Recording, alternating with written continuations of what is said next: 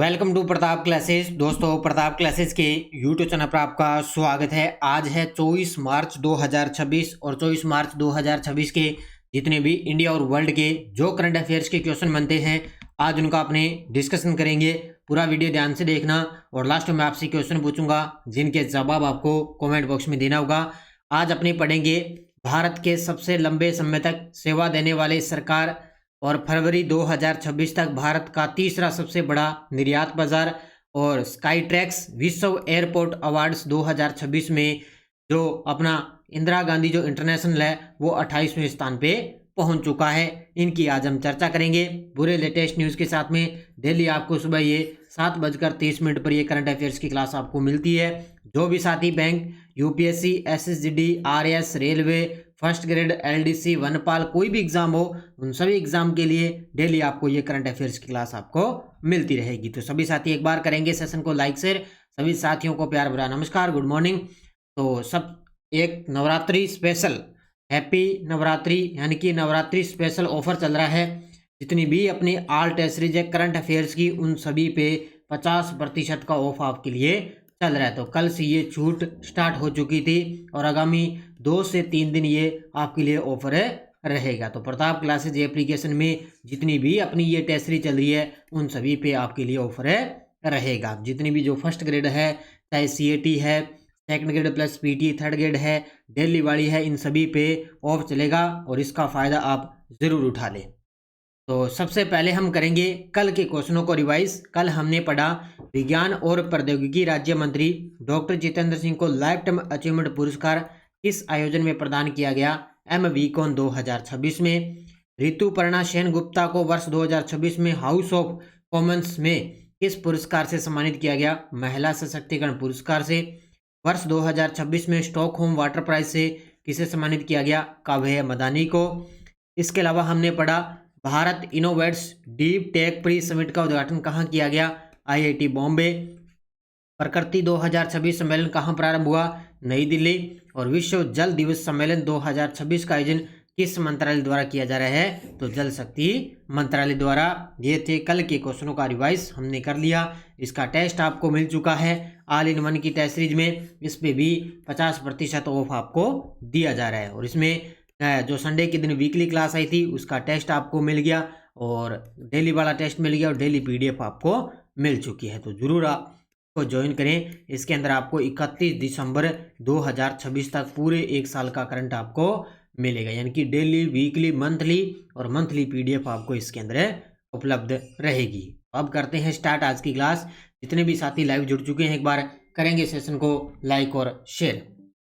पहला क्वेश्चन आपके सामने, भारत के माननीय प्रधानमंत्री नरेंद्र मोदी जी ने किसका रिकॉर्ड तोड़कर देश के सबसे लंबे समय तक सेवा देने वाले निर्वाचित सरकार प्रमुख बनने का गौरव प्राप्त किया है? ये लीजिए भी हमने पढ़ा है कि मोदी जी 2014 से, तब से 2014 से अपने देश के लगातार वो प्रधानमंत्री यानी कि PM पद पर मौजूद हैं। तो इससे पहले कौन थे जिन्होंने इनका रिकॉर्ड तोड़ा है? इन्होंने तो वो तोड़ा है किसका? पवन कुमार चामलिंग का, क्योंकि ये सिक्किम के CM थे ना, तो उन्होंने पवन कुमार चामलिंग, तो उनका रिकॉर्ड तोड़ा है इन्होंने, माननीय प्रधानमंत्री मोदी जी ने। तो मोदी जी अब देश के सबसे लंबे तक सेवा देने वाले निर्वाचित सरकार प्रमुख बनने का गौरव प्राप्त किया है। तो इससे पहले कौन थे? पवन कुमार चामलिंग PM थे। और अगर आपसे पूछे गृह मंत्री, अब वर्तमान में गृह मंत्री अमित शाह जी है, उन्होंने भी गृह मंत्री के पद पर सबसे लंबे समय तक सेवा देने वाले गृह मंत्री बने हैं हमारे केंद्रीय गृह मंत्री अमित शाह जी। ये पॉइंट भी आपको याद रखना है। देखो, नरेंद्र मोदी जी भारत के सबसे लंबे समय तक सेवा देने वाले निर्वाचित सरकार प्रमुख बन गई है। इन्होंने कुल 8,931 दिनों का कार्यकाल पूरा किया है और इसी दौरान उन्होंने इस नेतृत्व में 25वें वर्ष के अंदर प्रवेश किया है और इन्होंने पवन कुमार चामलिंग का रिकॉर्ड तोड़ा है। मोदी जी 2014 से फिर 19 फिर 24 में लगातार 3 लोकसभा चुनाव इन्होंने जीते हैं।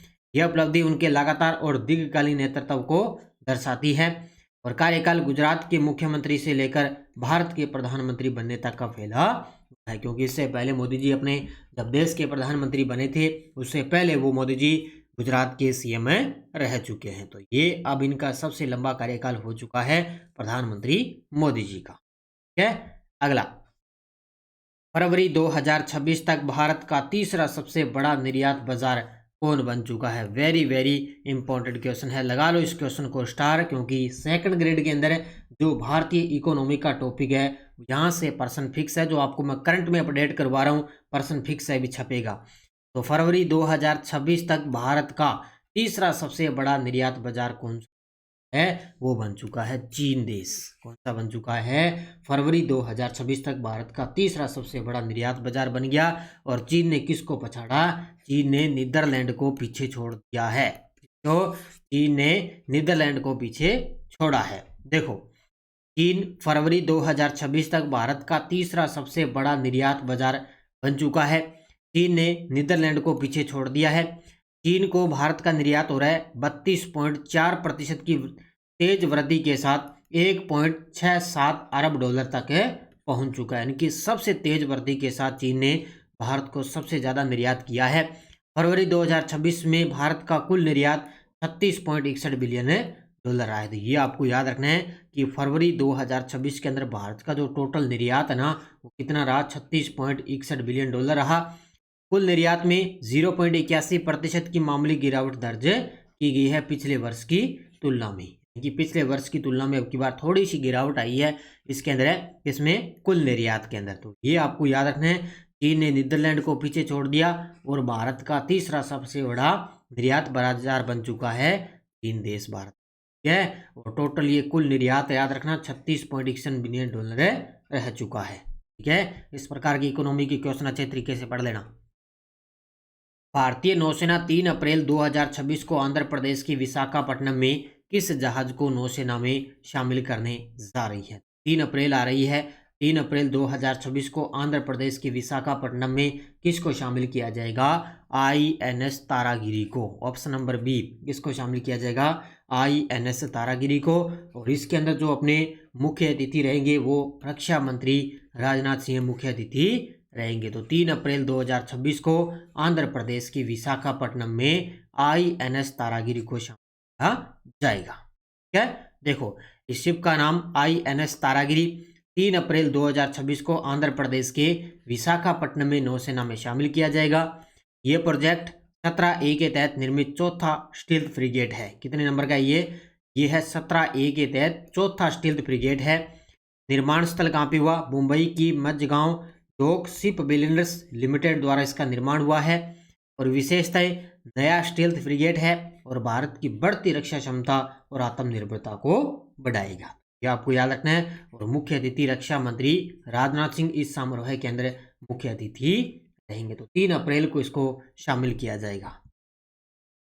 भारत और इंडोनेशिया के बीच किस मंदिर परिसर के जीर्णोद्वार के लिए साझेदारी की गई है? ये देखो आपके सामने तस्वीर में, किसके बीच में? भारत और इंडोनेशिया के बीच किस मंदिर परिसर के जीर्णोद्वार के लिए साझेदारी? वो है प्रभामानन मंदिर। कौन सा है? प्रभामानन मंदिर है।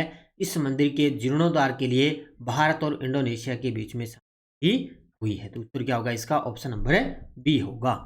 बस ये आपको याद रखना है, क्योंकि चर्चा में इस प्रकार के, तो भारत और इंडोनेशिया के बीच सांस्कृतिक सहयोग के तहत मंदिर संरक्षण की साझेदारी हुई है। यह साझेदारी प्रभामानन मंदिर के जीर्णोद्वार के लिए की जा चुकी है। प्रभामानन मंदिर योग्यकर्ता विशेष क्षेत्र दक्षिणी जावा के अंदर स्थित है। तो इंडोनेशिया के संस्कृति मंत्री फदली जॉन ने भारतीय टीम से मुलाकात की है। तो इंडोनेशिया की जो संस्कृति मंत्री है फदली जॉन, इन्होंने भारतीय टीम से मुलाकात की और ये जो साझेदारी है वो इस मंदिर के जीर्णोद्वार के लिए भारत और इंडोनेशिया के बीच में समझौता हुआ है इसके लिए। ठीक है, और इसके अलावा भारतीय पक्ष का प्रतिनिधित्व भारतीय पुरातत्व सर्वेक्षण की टीम ने किया है। इस संरक्षण परियोजना में अन्य प्रमुख मंदिर भी शामिल है, जैसे सेऊ मंदिर है।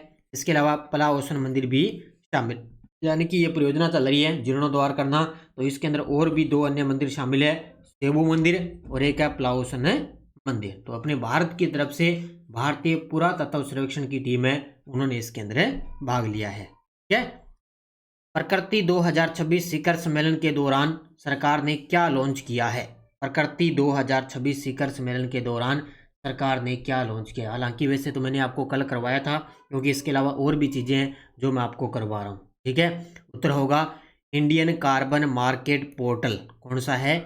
इंडियन कार्बन मार्केट पोर्टल है, वो प्रकृति 2026 शिखर सम्मेलन के दौरान है लॉन्च किया गया। ये कहाँ पर चल रहा है? अपने नई दिल्ली के अंदर चला था। 19 से लेकर 22 मार्च तक इसका आयोजन है किया गया था। ठीक है, देखो प्रकृति 2026 शिखर सम्मेलन का आयोजन 19 से लेकर 22 मार्च 2026 तक हुआ नई दिल्ली में। मुख्य फोकस क्या था? जलवायु कार्रवाई और ग्रीन फाइनेंस पद पर है ना। यानी कि इस सम्मेलन का मुख्य फोकस था जलवायु कार्रवाई और ग्रीन फाइनेंस पर था। प्रकृति से संबंधित सीधी सी बात है, पता लग जाएगा। यह पहल पर्यावरण संरक्षण और सतत विकास की दिशा में महत्वपूर्ण कदम। इस कार्यक्रम के दौरान सरकार ने Indian carbon market portal launch किया है, और यह पोर्टल भारत में कार्बन क्रेडिट ट्रेडिंग और उत्सर्जन में कमी को बढ़ावा देगा। ये हमने अच्छे तरीके से पढ़ना भी। इसके according Indian carbon market portal launch किया गया, और ये पोर्टल है वो कार्बन क्रेडिट ट्रेडिंग और उत्सर्जन के अंदर कमी को बढ़ावा देगा। इसके कारण ये क्वेश्चन और जुड़ गया अपने इसके साथ में, तब मैंने आपको ये दोबारा करवाया है। ठीक है, नेक्स्ट, इंदिरा गांधी अंतर्राष्ट्रीय हवाई अड्डा IGI ने स्काई ट्रैक्स विश्व एयरपोर्ट अवार्ड्स 2026 के अंदर किस स्थान पर अपनी जगह बनाई है? ये लीजिए भी टॉप 30 के अंदर एक भारतीय अंतर्राष्ट्रीय हवाई अड्डा शामिल है, और वो है दिल्ली। इंदिरा गांधी का अंतर्राष्ट्रीय हवाई अड्डा जो नई दिल्ली है वो है टॉप 30 के अंदर 28वें स्थान पे। ठीक है, तो ये है स्काई ट्रैक्स विश्व एयरपोर्ट अवार्ड्स 2026 है, उससे टॉप 30 के अंदर 28वां स्थान प्राप्त किया है। पहला स्थान है, ध्यान रखना, सिंगापुर का। तो एयरपोर्ट का नाम इंदिरा गांधी अंतर्राष्ट्रीय हवाई अड्डा दिल्ली का। पुरस्कार स्काई ट्रैक्स विश्व एयरपोर्ट अवार्ड्स 2026 में टॉप 30 एयरपोर्ट के अंदर ये शामिल हुआ है। 2026 में 28वें स्थान पे था, जबकि 2025 में आपसे पूछे तो ये था 32वें स्थान पे। ठीक है, हालांकि पीछे वाला तो नहीं पूछेगा, अभी ताज़ा आंकड़ा ही पूछेगा। 2026 के अंदर है 28वें स्थान पे। भारत का एकमात्र एयरपोर्ट जो 2026 के टॉप 30 के अंदर शामिल हुआ। यह 70 मिलियन से अधिक यात्रियों के साथ दुनिया के साथ तीसरे स्थान पे है। और दुनिया के टॉप एयरपोर्ट में आपको पता है, पहला आ गया सिंगापुर चांगी एयरपोर्ट, दूसरा आ गया इचियोन अंतर्राष्ट्रीय हवाई अड्डा। तो ये पहला याद रखना, और अपना दिल्ली वाला याद रखना। नेक्स्ट, कवच स्वचालित ट्रेन सुरक्षा प्रणाली किस कॉरिडोर के खंड पर लागू की गई है? ये इतना ज़्यादा महत्वपूर्ण नहीं, लेकिन फिर भी थोड़ा सा आपको नज़र में रखना है। इसका उत्तर क्या होगा? दिल्ली हावड़ा कॉरिडोर। क्या है?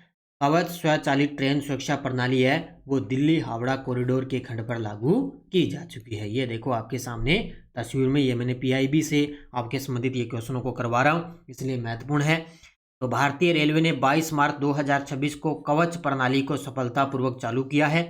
यह प्रणाली दिल्ली हावड़ा कॉरिडोर के प्रयागराज कानपुर खंड यानी कि 190 किलोमीटर पर लागू की जाएगी। इस खंड में प्रयागराज और कानपुर स्टेशन शामिल हैं। अब याद रखना है, ये दिल्ली हावड़ा कॉरिडोर के प्रयागराज कानपुर खंड पर, लेकिन ये प्रयागराज और कानपुर स्टेशन है, मुख्य रूप से वो शामिल इसके अंदर नहीं है। कवच एक स्वचालित ट्रेन सुरक्षा प्रणाली है जो ट्रेन टकराव रोकने और सुरक्षा बढ़ाने के लिए इसको विकसित किया गया। इस प्रणाली को लागू करने के लिए ट्रेन संख्या 14163 का उपयोग किया गया है। तो महाप्रबंधक ने कवच के प्रदर्शन का आकलन करने हेतु फुट प्लेट्स निरीक्षण किया है। तो ये आपको याद रखनी है अच्छे तरीके से चीजें, जिस खंड में प्रयागराज और कानपुर स्टेशन नहीं है। ठीक है, अब देखो आपके सामने वन लाइनर करंट। पहला है, भारत की तेज गेंदबाज अरुंधति रेड्डी को फरवरी 2026 के लिए ICC महिला प्लेयर ऑफ द मंथ चुना गया। और वहीं पे पाकिस्तान के सलामी बल्लेबाज साहिबजादा फरहान को फरवरी 2026 के लिए ICC पुरुष प्लेयर ऑफ द मंथ घोषित किया गया। ठीक है, अब ICC पुरुष प्लेयर ऑफ द मंथ किया गया साहिबजादा फरहान को, और फरवरी 2026 के लिए महिला के अंदर अरुंधति रेड्डी को चुना गया। तो ये आ गया किसका? फरवरी 2026 का। तो ये दोनों वन लाइनर पढ़ लेना। ये टेलीग्राम ग्रुप है, कोई सूचना, कोई लिंक, कोई नोटिफिकेशन, सब आपको टेलीग्राम पे सूचना मिल जाती है।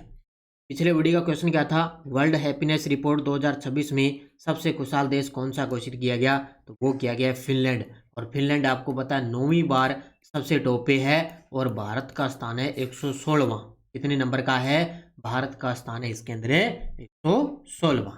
क्या? तो बहुत सारे विद्यार्थी ने बड़े गजब के जवाब दिए, उन सभी को बहुत बहुत शुभकामनाएं। अब देखो question for you, initiative of the year award .bank in domain launch करने के लिए किसे मिला? भारतीय स्टेट बैंक, आरबीआई को, national payment corporation of India, भारतीय सिक्योरिटी एंड एक्सचेंज बोर्ड को। इनका जवाब आपको कमेंट बॉक्स में देना है। और अपनी यस्टरडे डोज क्या चल रही थी? मूल अधिकारों का सर्वप्रथम प्रावधान ब्रिटिश भारत में नेहरू रिपोर्ट में कब किया गया? 1928 के अंदर, ठीक है। इसके अलावा कुल लोकसभा की कितनी सीटें अनुसूचित जाति के लिए आरक्षित है? वो है 84। कुल लोकसभा की कितनी सीटें अनुसूचित जनजाति के लिए आरक्षित है? तो ये है 47। और सर्वाधिक कार्यकाल वाले मुख्य न्यायाधीश कौन है? YV चंद्रचूड़, ये आपको मैंने बता दिया। राजस्थान की किस विधानसभा चुनाव में इलेक्ट्रिक वोटिंग मशीन का उपयोग किया गया? वो है 12वीं विधानसभा चुनाव 2003 के अंदर। याद रखना इसको अच्छे तरीके से। एक क्वेश्चन और है इससे रिलेटेड, वो मैं कल आपको करवाऊंगा बढ़िया तरीके से, क्योंकि इस प्रकार की चीजें याद रखना बेसिक चीजें हैं, सीधा कई बार एग्जाम में प्रश्न पुटअप हो जाता है। तो बहुत सारे विद्यार्थियों ने बड़े गजब के जवाब दिए थे। और अब देखो आपके लिए नेक्स्ट डोज क्या है। संविधान सभा के अस्थायी अध्यक्ष कौन थे? लोकसभा या राज्यसभा का सत्र वो स्थगित कौन करता है? राजदूत यानी कि रूस से प्रधानमंत्री बनने वाले प्रथम व्यक्ति कौन थे? किस राज्य के विधानमंडल के लिए निर्वाचनों के संबंध में उपबंध करने की उससे विधानमंडल की शक्ति किस अनुच्छेद में है? और सार्वजनिक उपक्रम समिति के अध्यक्ष कौन थे? और इसमें कुल सदस्य कितने होते हैं? तो इन पांचों के जवाब आपको कमेंट बॉक्स में देना है। इस प्रकार मेरे साथ लगातार पढ़ोगे तो ये पॉलिटिकल है इंडिया और राजस्थान में आपके लिए लगभग तैयार है होती जाएगी। तो ये थी आज की अपनी क्लास। ये फर्स्ट ग्रेड की बुक बाजार के अंदर उपलब्ध है नाना क्लासेस के नाम से। ये अपनी टेस्ट सीरीज चल रही है mission 2026 school lecturer current affairs की। इस पर भी ऑफर चल रहा है। इस पर भी सेकंड ग्रेड प्लस शिक्षक third grade PTA third grade के इस पर भी ऑफर चल रहा है। एलडीसी है, सीएटी है, ये अपनी कॉम्बो टेस्ट सीरीज है, इसमें राजस्थान का भी आपको करंट है मिलेगा। तो इन सभी पे ऑफर चल रहा है, इसका फ़ायदा आप जरूर उठाएं। तो सभी साथी करेंगे वीडियो को जाते जाते लाइक शेयर, क्योंकि नवरात्रा का ऑफर चल रहा है आपके लिए। फिर मत कि ना सिर हमें पता नहीं है, हमें पता नहीं लगा, क्योंकि टेलीग्राम पर भी आपको सूचना मिल जाती है। तो इसका फ़ायदा आप जरूर उठाएं। धन्यवाद। जय हिंद, जय भारत, जय राजस्थान।